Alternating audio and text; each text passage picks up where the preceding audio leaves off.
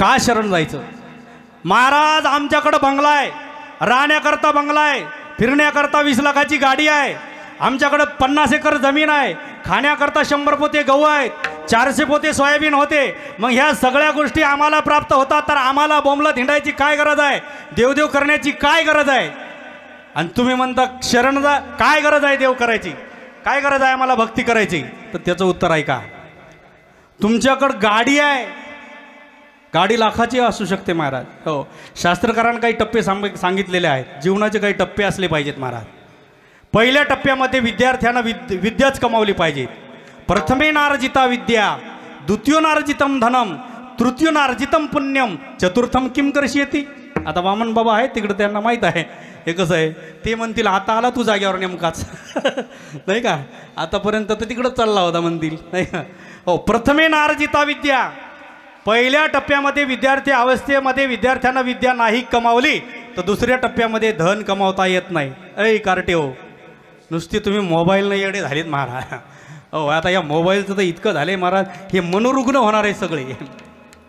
निद्रा नाश नावाचा रोग होणार आहे. याला रोग ऑपरेशन करावं लागणार.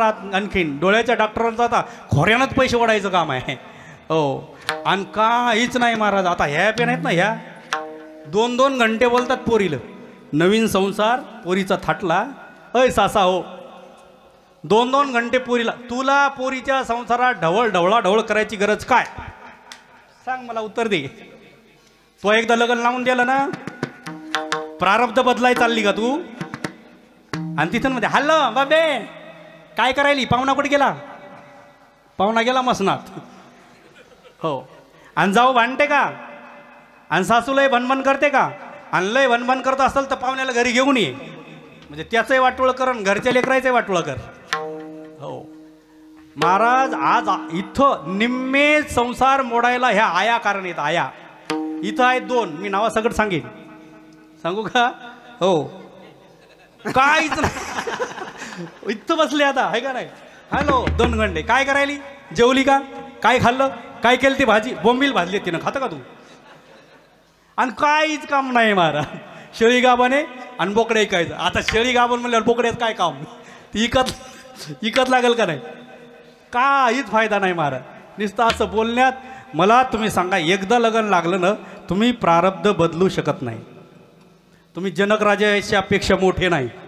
जनक राजा एवढा होता, विदेही राजा होता महाराज. लग्न लागलं जानकी मातेचं, सीतेचं, आणि लग्न लागल्याच्या नंतर 8च दिवस झाले पोरगी नांदायला गेली.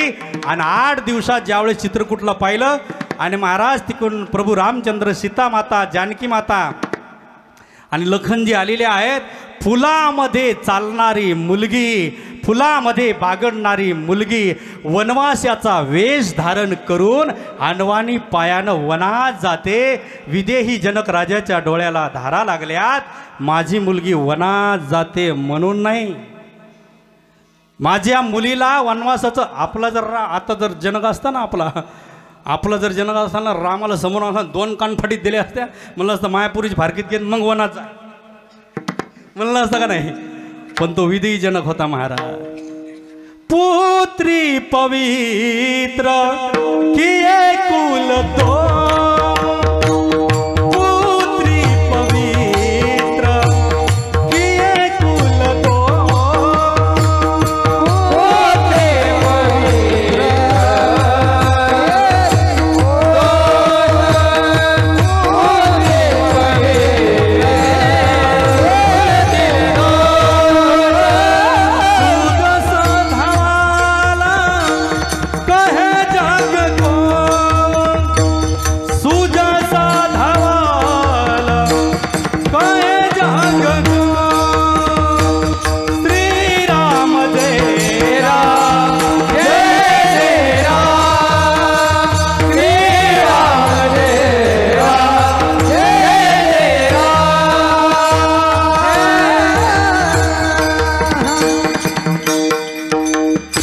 घ्या. विठाला विठाला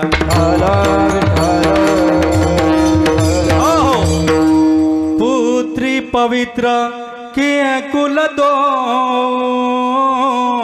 सुजस धवल कहे जब को राम सिया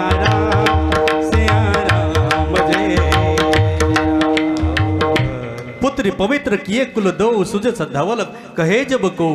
अरे माझी मुलगी दुःखात आहे म्हणून जनक राजा रडत नाही, तर माझी मुलगी किती पवित्र आहे आणि माझे दोनही कुळाचा उद्धार करणारी आहे आणि अशा संकटाच्या काळात पतीला साथ देते म्हणून जनक राजाच्या डोळ्यात पाणी आले. मग जनक राजा जर प्रारब्ध बदलू शकत नाही, तू कुठून बदलणार? पाहुण्याला इकडं आणून टपरी टाकून देऊ. हां दे टाकून दे. हो एकदा दिलं ना महाराज, त्याचा विचार करू नका. काय शरण जायचं आहे तुम्हा? आम्हाला सगळ्या गोष्टी आमच्याकडे आहेत महाराज. गाडी आहे, बंगला आहे, सगळं आहे. सगळ्या गोष्टी तुम्हा आम्हाला प्राप्त झालेल्या आहेत. हो सगळे आहे. 50 पोते तर नुसते गहू आहेत खायला, नाही का? 50 पोते गहू आहेत. आम्हाला या बाया दुधाला चहाला घेऊन जातात. गेलो घरी, महाराज काय करावं महाराज, अशी लगे कशाची कमी नाही. म्हणजे काय आलं? हो 50 पोते गहू होतात, 50 एकर जमीन आहे, 400 पोते सोयाबीन आहे. मग हे सगळं आहे तर झालं काय? म्हणले काहीच नाही. काल म्हाताऱ्याला वाशिमला दवाखान्यात नेलं होतं, डॉक्टरनं फुट्टू काढले तर म्हाताऱ्याच्या पोटाचे नुसते 20,000चे फुट्टू काढले. फुट्टू दिलती का सप्त्यात वर्गणी का नुसतेच फुट्टू काढते? आणि डॉक्टरनं सांगितलं म्हाताऱ्याला काही खाऊ घाला, पण गव्हाची चपाती तर अशी दाखवूच नका. आणि मथार सुनाका उंडा चुरायला लागल्या तर नुसतं मथार टळ टळ टळ त्या उंड्याकडे पाहते. महाराज काय आग लावतं त्या गव्हाला? आता का शरण जायचं आहे का? 50 पोते आम्हाला गहू आहेत, पण खाऊ द्यायचं का नाही हे सूत्र ज्याच्या हातात आहे तो आमचा देव आहे. अरे करोडो रुपयाचा बंगला आहे, पण त्या बंगल्यात राहू द्यायचं का नाही हे सूत्र ज्याच्या हातात आहे तो आमचा देव आहे. 20 लाखाची गाडी आहे, पण त्या 20 लाखाच्या गाडीमध्ये संध्याकाळी घरी येऊ द्यायचं का नाही हे सूत्र ज्याच्या हातात आहे तो आमचा देव आहे. म्हणून या शरण जावे सर्व भावे देवासे. हो आणि शरण गेल्याच्या नंतर ही भव नदी फार अवघड आहे, पण भगवंताला शरण गेल्याच्या नंतर सहज पार केल्याशिवाय राहत नाही. अभंगाचं दुसरं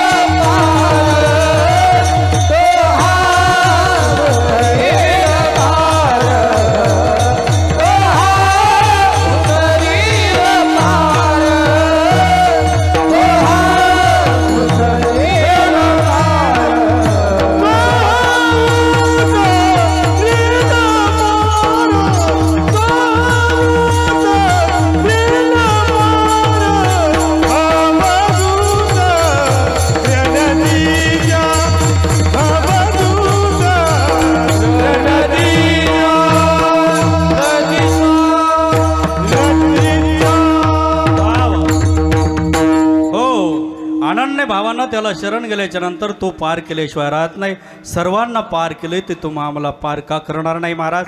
आणि दुसरा जीवाला पर्याय नाही. हे सगळे तुम्हाला आपले वाटतात ना, हे प्रसंग आल्याच्या नंतर कोणीच नाही महाराज. आम्ही सांगतो आणि कधी काही याची गॅरंटी नाही.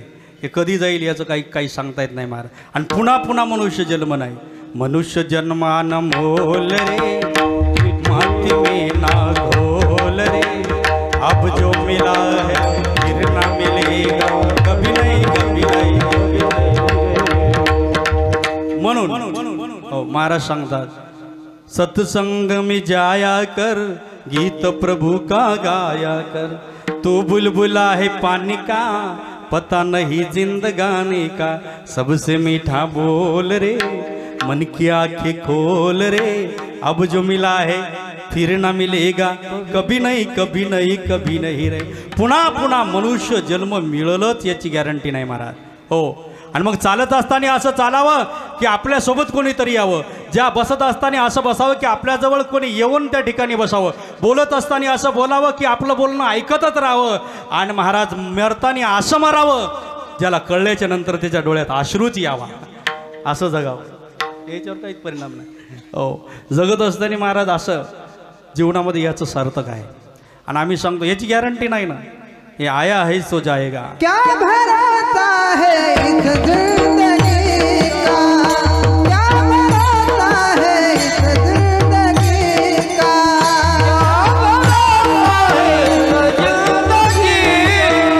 क्या भरोसा है इस जिंदगी का.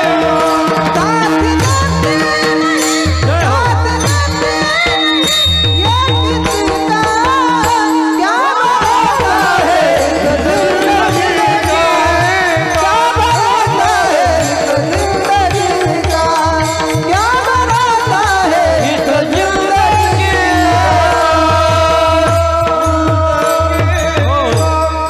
साथ देती नाही है किसी का. हातातला घास आपण हातात घेतला तर आज जाते का नाही याची गॅरंटी नाही महाराज. हो. कधी अटॅक येईल आणि काय घेईल काय सांगता येत नाही. म्हणून महाराज हे सांगण्याची गरज आहे. संतांनी याच्याकरताच सांगितलं महाराज. आणि आता आम्ही सांगतो नाही कळालं. हो.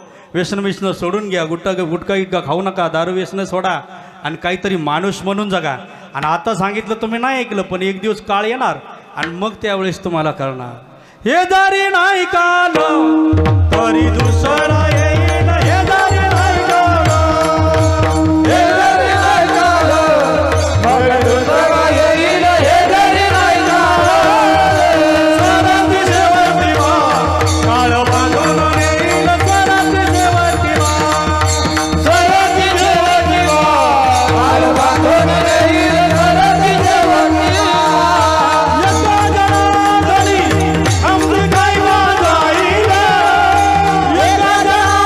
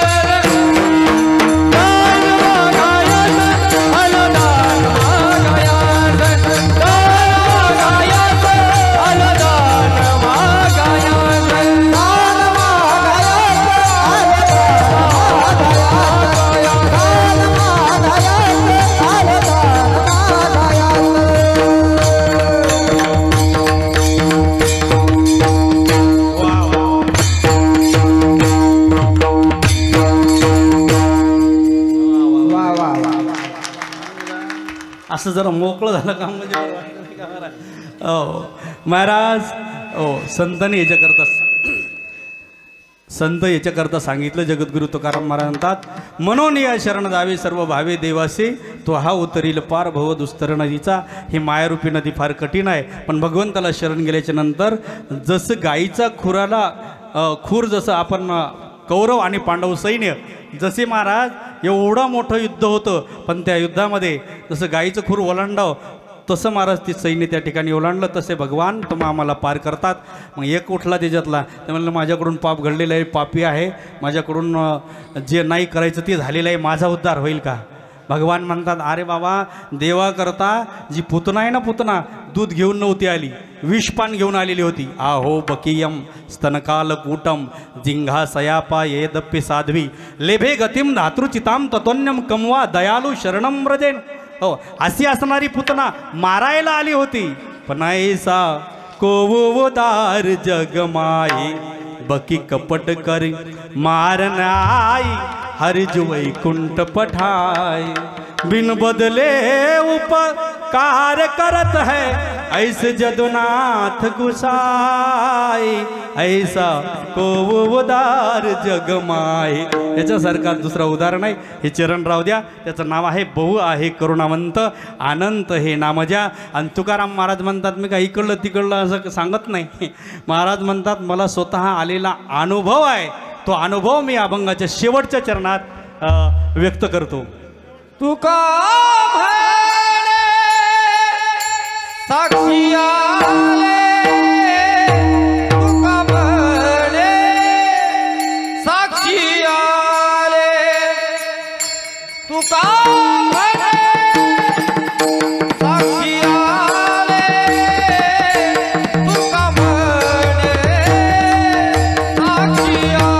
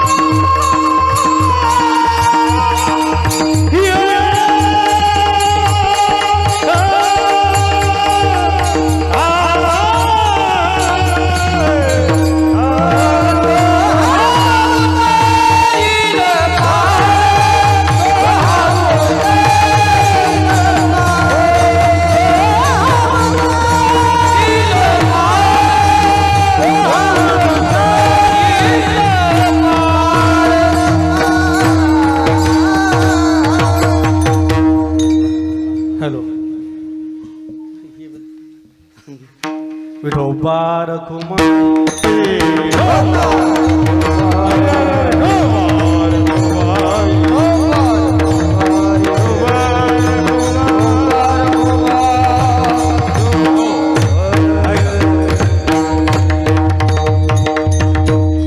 तुकाराम महाराज म्हणतात, मी इकडलं तिकडलं नसा, हा राहू द्या असं, राहू द्या आता, राहू द्या, मी इकडलं तिकडलं सांगत नाही, मला आलेला अनुभव मी या ठिकाणी व्यक्त केलेला आहे. तुका म्हणे साक्षी आले आणि तरी केली प्रगट. बरं कुठं साक्षी आली हो तुम्हाला? महाराज म्हणले, ज्या भगवान पांडुरंगाचं वर्णन मी गाथ्यामध्ये केलं आणि तो गाथा देऊच्या लोकांनी इंद्रायणी नदीमध्ये बुडवला. ती लोक आणखीनही जिवंत आहेत महाराज, ते काय मेले नाहीत महाराज, ते आणखीनही सूड घेतातच आमचाही पेर. हो, इतकं अवघड आहे. ज्या पांडुरंगाचं वर्णन गाथ्यामध्ये केलं तो गाथा इंद्रायणीमध्ये त्या ठिकाणी त्या लोकांनी बुडवला. लोक दोन्हीकडून बोलतात. मग आता लोक बोलायला लागले, संसाराची राख लावली, भंडाऱ्या डोंगरावर गेले होते, विणा वाजवत होते, आता कुठे आहे तुमचा देव? महाराजांनाही राग आला. महाराज म्हणले, माझ्या मते माझा देव मेला. भांडण झालं महाराज, ऐका 5 मिनिटं. म्हणले, माझ्या मते माझा देव मेला. हे देवभक्ताचं भांडण आहे. आता भांडणं होतात, तुमचे भांडणं होत असतील ना, नवरा बायकोचेही भांडणं होतात. देवभक्ताचे भांडणं कसे आहेत सांगू का? 5 मिनिटं आहेत ना? 5 मिनिटं आपल्याकडं. हो, जसे नवरा बायकोचे भांडणं तसे देवभक्ताचे भांडणं. म्हणजे नवरा बायकोच्या भांडणात भल्यानं जाऊ नये महाराज. आता आम्हाला अनुभव आहे म्हणून सांगतो. हो, ह्याला जर काही मागायचं असलं ना, आता या महिला मंडळांना, नवऱ्याला जर काही मागायचं असलं, लहान लेकरू आणि बायको, तिला जर नवऱ्याला काही मागायचं असलं तर तिचा स्वर बदलते. हो ऐकता का, जरा इकडे येता का, ते तवाच ओळखते.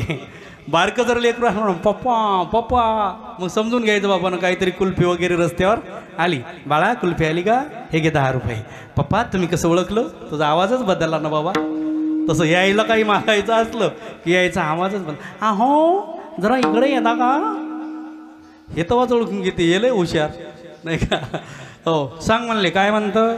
मला की नाही यावर्षी काय नाही, सगळ्या बाया लग्नात दागिने घालून हिंडतात, फिरतात, आणि मला 10 वर्ष झाले लग्न झालं, तसं माझ्या अंगावर काहीच नाही, मला ना गहू पोत नाही तर 7 पीस करता का? कोण म्हणली? तो म्हणला, सोयाबीन विकायली 3,500 रुपये क्विंटल, एकरी झाली 4 पोते, कापसाला भाव नाही, सोयाबीनला भाव नाही, मलाच फाशी घ्यायची आली आणि चालली आपली गहू पोतन 7 पीस आणायला. असं कडाडलं, बाईनं लगेच स्वर बदलला. पण ती लय हट्टी महाराज, तिला जर घ्यायचं म्हणलं ना की लगेच तिनं दुसरा स्वर काढला. म्हणले, बरं एक काम करा, माझ्या आईनं मला टापसं केलेले आहे, आणि मग तुम्ही नुसती कानातली फुल्ल करा, फुल्ल. टापसं आईनं केले, तुम्ही डुल्ल करा. ते म्हणले, फुलन डुल्ल अजिबातच करत नाही. म्हणले का? कारण फुलन डुल्ल घालणाऱ्या बायालाही जास्त माना हली त्यात, ते मला आवडत नाही. तिला वाटलं आणखीनही रंग बदलला. मग म्हणले, एक काम करा, तुम्ही आता एकदनी करायचे नाही, 7 पीस करायचे नाही, गहूपोत करायचे नाही, टापसं करत नाही, फुलं करत नाही, मग निस्ती किडूक मिडूक ताना एखादा नाकातलं मोरणी तर करा, मोरणी. ते म्हणे, शेंबडे तो कितीक मोरण्यात नुसत्या नाक शिकरू घातल्या आणि चालली आपली मोरणी आणा म्हणायला. एवढ्यावरही बाई थांबली नाही महाराज. हो, एवढ्यावरही थांबली नाही. बरं म्हणले, जाऊ दे, आता सक्रात आली ना का, झाली का? कशावर आलती? नवऱ्याच्या डोक्यावर बसून आलती का काय? सक्रात. म्हणजे सक्रात जवळ आली, एक काम करा, आता तुम्ही 7 पीस घेऊ नका, नाकातलं घेऊ नका, मोरणी घेऊ नका, पण एक आता चांगली, आता ते पुष्पा पिक्चर निघलाय त्याच्यातली एक साडी आणा. तो म्हणला, चालली साडी. त्यानं धरली बायकून कपाटाजवळ नेली. तो कपाट साड्यानं भरलं, तुझी बॅग साड्यानं भरली, इकडं साड्या तिकडं साड्या, सगळ्या साड्या. पावसात जर मेली तर जळतं आणायचं काम नाही, इतक्या साड्या आहेत. आणि तुला काय हेमा मालिनीची मावशीच का काय एवढ्या साड्या आणायला? आता बाईचा स्वर बदलला. बाई म्हणली, माझ्या संसाराची राख लागली. म्हणले, माझ्या बापाला जर म्हणली असती तर त्यानं ताबडतोब साडी आणली असती. लगेच बाई रडायला लागली. आणि माझ्या संसाराचं वाटोळं झालं. मला कंडक्टर पाहायला आलता, मला डॉक्टर पाहायला आलता, मला मास्तर पाहायला आलता, पण या मुर्द्याच्या संसारात आली आणि साडी नाही. सगळे लोकांचं पावत हाऊसमौज करतात, पिक्चरला जातात, गाडीवर जातात, गुपचूप खातात. माय आता सगळं आयुष्य संसारातच गेलं. वा ती म्हणे मागचं काढू नको, मागचं काढू नको. काय माझ्या बापाने जर सांगितलं असतं तर लगेच साडी जाय तुझ्या बापाच्या घरी. झाला संसार, झाली पोरं मोठी, जाय. हो हो म्हणे जाते, जाय जाते जाय. हे तसंच आणि ती तशीच भरली साडी. हिनं बॅगच भरली महाराज. बस स्टँडवर नेली, यानं गाडीवर बसवली, बस स्टँडला पोहोचवली. बस स्टँडमध्ये गेल्याच्यानंतर गाडीत बसवली आणि त्या फाटकाजवळ हे उभं राहिलं, सीटजवळ ती बसली. आता बसल्याच्यानंतर याला तिथं काय थांबायचं, हे तिथं खाली उभं राहिलं. आणि मग या बाईनं पर्समधला, ते काय पर्स का सर्प म्हणतात ते काय खांद्यात घालतात ते, त्याच्यातला रुमाल असा बारीक काढला. लागली रडायला. साधा चहा करून पिता येत नाही, पोहे करता येत नाही, आता मी गेल्यावर यायचं कसं होईल. पण काळजी करू नका, तो जर्मनचा डबा आहे, त्या डब्यात मी चिवडा करून ठेवला आहे, तेवढा खात जा. आणि तो स्टीलचा डबा आहे, त्याच्यात गुलाबजाम करून ठेवलेला आहे, ते खात जा. त्याच्यात मुंग्या होतीला, टोपण उघडं ठेवू नका. आणि ते अगोदर गुलाबजाम खाऊन जा, मग चिवडा खात जा. रात्रात जागी राहत जाऊ नका, टी व्ही पाहत जाऊ नका, नळ उघडे ठेवू नका, लाईट बंद करत जा, घर उघडं ठेवू नका, कोणी घरात घुसल. आणि रात्रात जागी राहत जाऊ नका. आणि मी नाही म्हणून दुसरी आणू नका हो, आम्हाला जीव आहे तुमच्या. मग इतकं जीव आहेत. आता एवढं बोलल्यावर माणूस महाराज माणूस आहे, माणूस पानावला नाही का लगेच त्याच्या डोळ्याला धारात लागल्या. माणसं काही साधी आहेत का महाराज. कापड दुकानात गेले, स्टॅच्यू पाहायला 2 घंटे त्याच्याकडे पाहतात. तर ती बाई एवढं प्रेम करायली, लगेच त्याचे डोळे पानावले, लगेच ते फुंदके देऊ राहिले. मी जाय म्हणलं, मग काय तू जाती का काय, तुम्हीच तर जाय म्हणले. मी जाय म्हणलं, मग तू जातो काय, उतर खाली. उतरले खाली, आले घरी. हे असं भांडण आहे, याच्यात मध्ये पडूच नाही महाराज. तसं तुकाराम महाराजाचंही भांडण झालं बरं का. माझं म्हणजे विनोदाच्या माध्यमातून मला भावार्थ सांगायचा आहे. तुकाराम महाराजाचं देवाचं भांडण झालं. 13 दिवस त्या ठिकाणी तुकाराम महाराज अनशन नावाचं व्रत धारण केलं. माझ्या पांडुरंगाचं वर्णन केलं, तो गाथा या लोकांनी बुडवला. मी अन्न पाण्याचा त्याग करेन. आणि महाराज देवानं गाथा तारला नव्हे, गाथा नाही आम्हाला तारलं. तुकाराम महाराज म्हणतात ही साक्ष मला आलेली आहे. तुका म्हणे साक्षी आले आणि तरी केली प्रगट. हा अभंगाचा सरळ सरळ भावार्थ आहे. माझा वेळ संपलेला आहे. फक्त 5 मिनटं तुमचं जर वेळ असेल तर फक्त 3 मुद्दे मी घेतो. घ्यायचे का? हो हो म्हणाले तो. विठाला विठाला हो. 3 मुद्दे घ्यायचे असे आहे की ज्या देशामध्ये आम्ही जन्माला आलो त्या देशाचा स्वाभिमान असावा. ज्या राष्ट्रामध्ये आम्ही जन्माला आलो त्या राष्ट्राचा स्वाभिमान असावा. आणि ज्या गावात जन्माला आलो त्या जन्मभूमीचा स्वाभिमान असावा. 3च गोष्टी सांगणार आणि कीर्तनाला पूर्णही राहा. आता देशावर तुम्ही बोललेला आहोत. भारत देश हा पावन आहे. या देशाकरता महाराज सर्वांनी बलिदान दिलेलं आहे. राजगुरू आहेत, भगतसिंग आहेत, देशाचा स्वाभिमान आहे. लाल बहादूर शास्त्री झाले आणि त्यांना बाहेर देशाचा दौरा होता. फक्त आता त्यांच्याकरता टाळ्या वाजवायच्या आहे. तुम्हाला जर चांगलं वाटलं वाक्य तर बरं का, आताच नाही. लाल बहादूर शास्त्री झाले आणि त्यांना बाहेर देशाचा दौरा होता. आणि विचारलं, आता त्यांचा पोशाख होता धोती कुर्ता पैजामा असा पोशाख होता. आणि सांगितलं तिकडून ज्या देशामध्ये तुम्ही चाललात ना त्या देशामध्ये आपल्या देशाचा पोशाख चालत नाही. काय सांगितलं असेल लाल बहादूर शास्त्रीनं? त्यांनी सांगितलं माझ्या देशाचा पोशाख ज्या देशात चालत नाही त्या देशाचा दौरा रद्द करा. मी त्या देशात जात नाही. देशाचा स्वाभिमान. आणि ज्या राष्ट्रामध्ये जन्माला आलो त्या राष्ट्राचा स्वाभिमान असावा. तुकाराम महाराजाचा गाथा सामान्य नाही महाराज. तुकाराम महाराजाचा गाथा म्हणजे साक्षात परब्रह्म आहे. तुकाराम महाराजांचे जे अक्षर आहेत ते म्हणजे साक्षात पांडुरंग आहे. हो, या महाराष्ट्राच्या भूमीमध्ये ज्ञानेश्वर महाराज आणि जगद्गुरु तुकाराम महाराज जन्माला आले. सांगू का माऊली कसे आहेत? महाराज ज्ञानेश्वर महाराज त्या नेवाशाला वयाच्या 16व्या वर्षी गीतेचं ट्रान्सलेशन करायला बसले. विचारलं, दादा सांगा कोणत्या भाषेमध्ये हा ग्रंथ लिहू? 56 भाषेचा केला असे गौरव. ज्ञानेश्वर महाराजाला अनेक भाषा येत होत्या. कोणत्या भाषेमध्ये लिहू? निवृत्तीदासानं सांगितलं आपण महाराष्ट्रामध्ये आहो, महाराष्ट्राची मायबोली भाषा आहे मराठी, माझे मराठीचे बोल कौतुके, अमृताही पैजा जिंके ऐसे अक्षर रसिके. एक सांगू का दादा, ज्ञानेश्वरीचं जे पारायण करतायत ना महाराज, अहो ज्ञानेश्वरीचं पारायण करणारे जे पारायण करते आहेत आणि ज्याच्यावर माऊलीची कृपा झाली ना, ती ज्ञानेश्वरी एवढी कोमल आहे, एवढी कोमल आहे, ज्ञानेश्वरी वाचणारा ते पान सुद्धा जोऱ्यानं उचकू शकत नाही महाराज, एवढी ज्ञानेश्वरी कोमल आहे, एवढी ज्ञानेश्वरी कोमल आहे. आणि त्या ज्ञानेश्वरीला लिहिणारं बाळ, त्या ज्ञानेश्वरीला लिहिणारं बाळ इतकं कवळं आहे, ते बाळ इतकं कवळं आहे, फक्त वयाचे 16 वर्ष आहे. जे बाळ ज्ञानेश्वरी लिहितंय ते बाळ 16 वर्षाचं आहे. त्या बाळाला आईचा आधार नाही मायबाप हो, त्या बाळाला बापाचा आधार नाही मायबाप हो, त्या बाळाला जनाचा आधार नाही.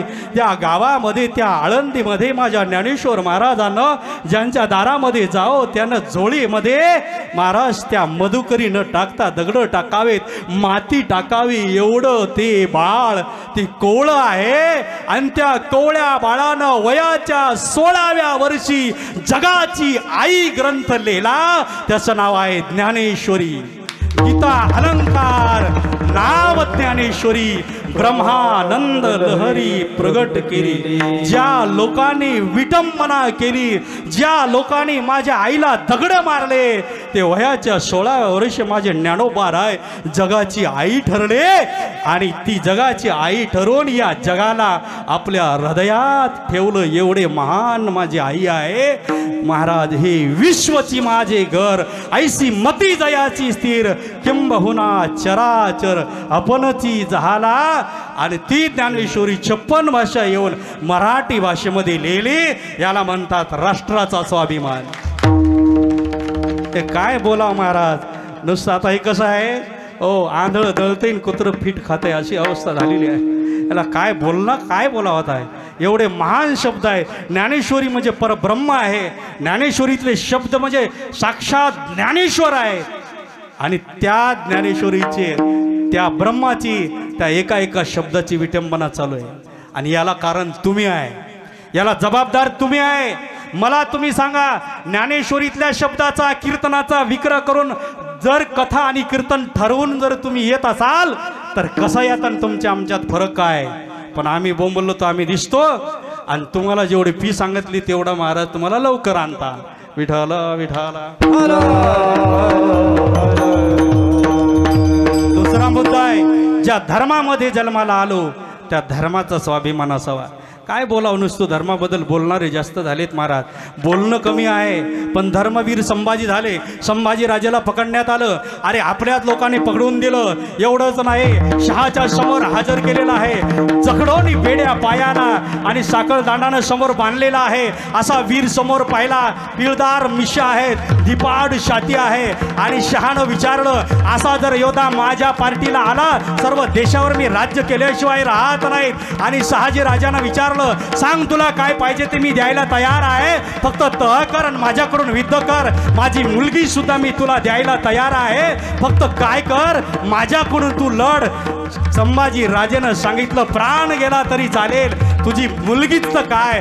अरे तू काही जरी दिलं तरी सुद्धा हा संभाजी वाकणारा नाही. संभाजी राजेच्या अंगावर गरम पाणी टाकण्यात आलं, उकळत्या पाणी अंगावर टाकलं. अरे सगळी साल काढली, हाताचे बोटाचे नख काढले आणि महाराज डोळ्यामध्ये सुळा घातल्या. आई सुद्धा संभाजी राजे बोलला नाही, धर्माकरता बलिदान दिलं, याला म्हणतात धर्माचा स्वाभिमान. हे काही नुसतं बोलायचं नाही महाराज, आई सुद्धा शब्द उच्चारला नाही, कारण अवलाद छत्रपती शिवाजी महाराजांचे आहे. सामान्य ना महाराज, हे म्हणतात घेऊ का पवाडा, घ्यायचा का पवाडा, एक सामान्य गोष्ट नाही महाराज.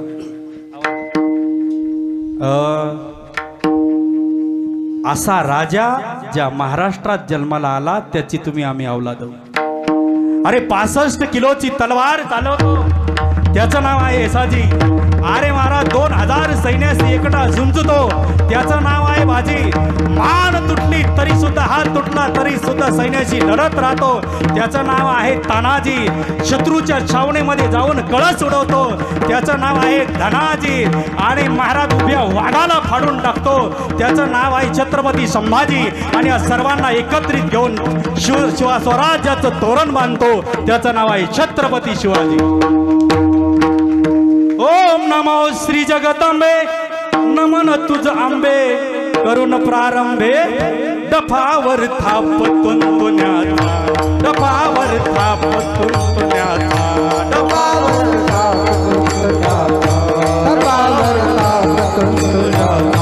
शाहीर हा महाराष्ट्राचा शाहीर हा महाराष्ट्राचा शाहीर हा महाराष्ट्राचा शाहीर हा शिव प्रभूचे गात गुणगान शिव प्रभूचे गात शिव प्रभूचे गात गुणगान शिव प्रभूचे गात गुणगान. प्रथम नमन साधू संताला ज्ञानेश्वराला एकनाथाला शाहिरान साज चढविला आम्ही जामून गावाला पूर्ण करून शाहीर साजाला. शाहीर वाई चाळ गातो पवाड्या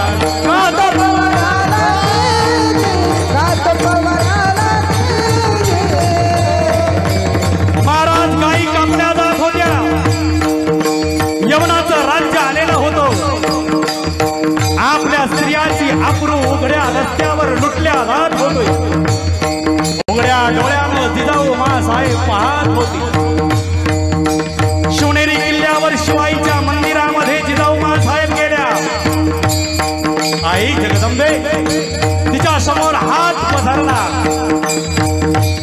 या राष्ट्राला यवनाच्या तावडीतून काढण्याकरता असा एक राष्ट्रपुरुष जन्माला घाल आई. असा जन्माला घाल की या यवनाचा नायनाट करेल.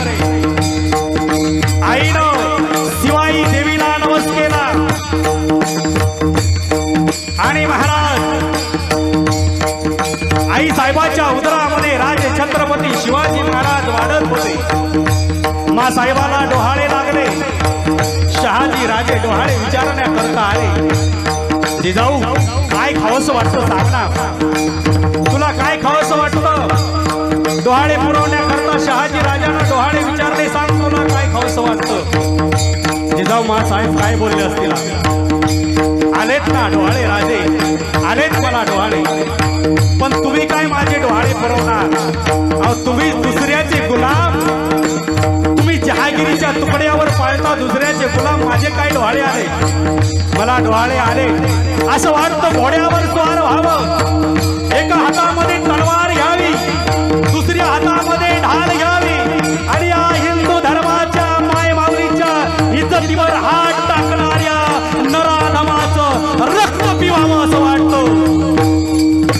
डोहाळे लागले मातेला लागले मातेला भडसावून सांगे शहाजीला त्या तलवार जाऊ द्या मला. यवनाचे मूर्ती पाडायला मूर्ती पाडायला मूर्ती पाडायला.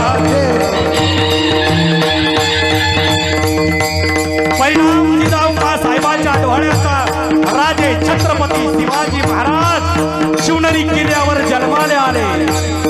एकेकाळी सह्याद्री हसला.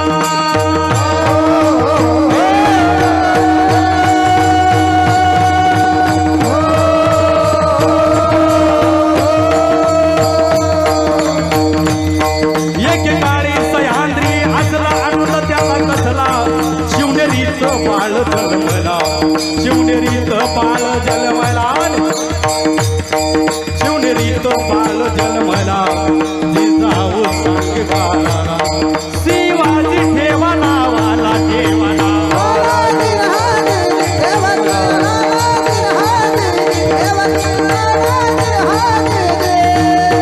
वयाच्या 16व्या वर्षी छत्रपती शिवाजी महाराजांनी मावळे गोळा केले. लहानपणी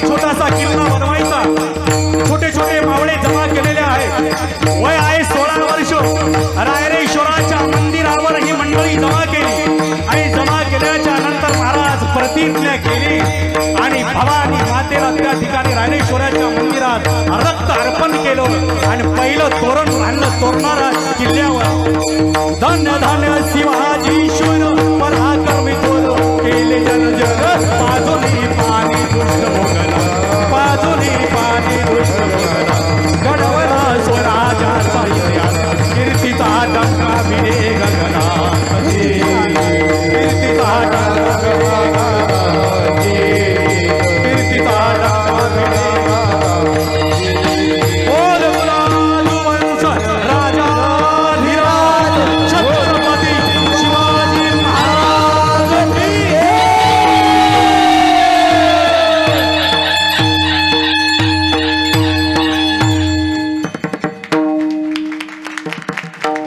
वय होतो 16 वर्ष 16व्या वर्षी किल्ला तोरण बांधलं आम्ही 16व्या वर्षी आणि ज्ञानेश्वर महाराजांना 16व्या वर्षी ज्ञानेश्वरी राहिली. हा जगाचा इतिहास आहे मायबाप. हो फक्त सांगायचं एवढंच आहे.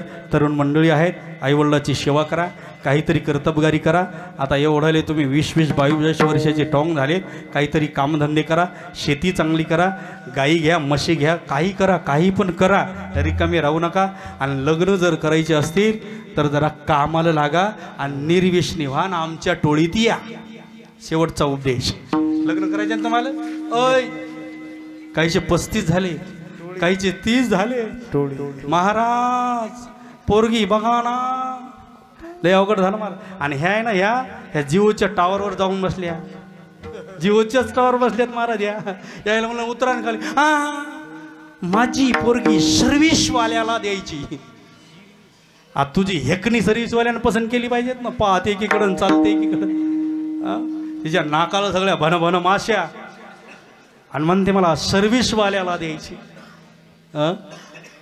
महाराज तुमच्या पाया पडतो, पटपट सोयरी करा आणि पोरी देऊन टाका. तुम्ही काही जरी केलं तर 4-5 एकरच्या वर भेटायचं नाही. निर्व्यसनी पहा, आमच्यासारखा माळकरी पहा, एखाद काट्टी चांगले निर्व्यसनी पहा आणि त्याला देऊन टाका. हो नाही का, लय अवघड काम झालेलं आहे. तेव्हा निर्व्यसनी राहा, आईवडिलाची सेवा करा, झालेली सेवा. आणि शेवटचा पर्याय, शेवटचा जो मुद्दा आहे तो म्हणजे जन्मभूमीचा उद्धार. ज्या गावात आम्ही जन्माला आलो, हा जन्मभूमीचा उद्धार. आपल्या गावातला टाळकरी, आपल्या गावातला माळकरी, आपल्या गावातला गायनाचार्य, आपल्या गावातला मृदुंगाचार्य, आपल्या गावातले चैतन्य महाराज, आपल्या गावातले सावंडवाले असतील, आपल्या गावातले जे काही गुणीजन मंडळी असतील, तर आपल्या गावाचा स्वाभिमान आहे. आपल्या माणसाला पुढं करायला शिका, नाही तर मराल, एक दिवस मराल. हो आमचेच आमच्यानं तंगडे ओढलेत महाराज. हा जन्मभूमीचा स्वाभिमान आहे. आदरणीय गुरुवर्य वामन महाराज आपल्या गावाचा स्वाभिमान आहे. आपल्या गावातला गुणवान म्हणजे गावाचा उद्धार आहे. आपल्या गावातला डॉक्टर म्हणजे गावाचं नाव आहे. आपल्या गावातला इंजिनियर म्हणजे गावातला आहे. हो आणि त्याची स्तुती करायला शिका. काही मुळियात होते का काय का, शेजाऱ्यान गाडी आणली की ते घरातच पळून जाते. अरे मन ना, ते म्हणते नाही हप्त्यावर आणली असं. अरे येऊ दे ना, पण मन ना, काय बिघडायला काय तू. महाराज हे द्वेष काढून टाका. झालेली सेवा ज्ञानेश्वर महाराजांच्या चरणी अर्पण करतो आणि शंभू महादेवाच्या चरणी अर्पण करतो. सर्व मंडळी आहेत या ठिकाणी. सुंदर मृदुंगाचार्य गणेश महाराज, श्याम महाराज आलेले. सर्वांनी या कार्यक्रमाची शोभा वाढवलेली आहे. आमचे गजर हरिकीर्तनाचा हे माऊलीसुद्धा तिथून आलेले आहेत. माहूरला होते, तिथून फोन केला, तिथून माऊली या ठिकाणी आलेले आहे. हो त्यांनाही धन्यवाद आहेत. साऊंडवाले मंडळी आहेत त्यांनाही धन्यवाद आहेत. झालेली सेवा ज्ञानेश्वर महाराजांच्या चरणी अर्पण करून या ठिकाणी थांबो. नातरी बालक बोबडा बोली, वाकुडी विचुका पावली, हे चोद करुणे मावले रिजे जेवी, जैसा स्वभाव माई बापांचा, आपत्य जरी बोले उघडीवाचा, तरी आधिकीची तयाचा नियमाती या नियमाप्रमाणे थांबतो. आमचे दशरथ भाऊ अतिशय आमच्यावर प्रेम करणारे आणि ही जे सर्व सौजन्य देणारी जी मंडळी आहे. महाराज 3 दिवसापासून तुम्ही 2-4 जण या, मस्त जेवायला सुंदर स्वयंपाक. कशा पोळ्या होत्या महाराज, अशा कागदासारख्या. किती आनंद आहे. हे सगळं माऊलीचं आहे नाही का. आपल्या माऊलीनं त्रास भोगला म्हणून आपल्याला हे खायला भेटते. जिलेबी खा, बासुंदी खा, बुंदी खा, काय खायचं ते खा. आणि खायचं सगळं आपल्याच नशिबात आहे. यायनं फक्त आलसर, तिखट, आंबट यायला काहीच जमत नाही. यायनं फक्त कमवायचं ना आपण खायचं. म्हणजे हे आपल्याला माऊलीनं दिलेलं आहे. सर्वांना धन्यवाद. गजानन शावकर असतील, गजानन सकाराम महाले, जगन सोपानराव वानखेडे, दशरथ भाऊ आनंदा चौधरी, लक्ष्मण सुरेश महाले, सर्वांना पुनश्च एकदा दंडवत. आणि चूक झाली असेल तर माफी मागतो आणि या ठिकाणी थांबतो. ज्ञानेश्वर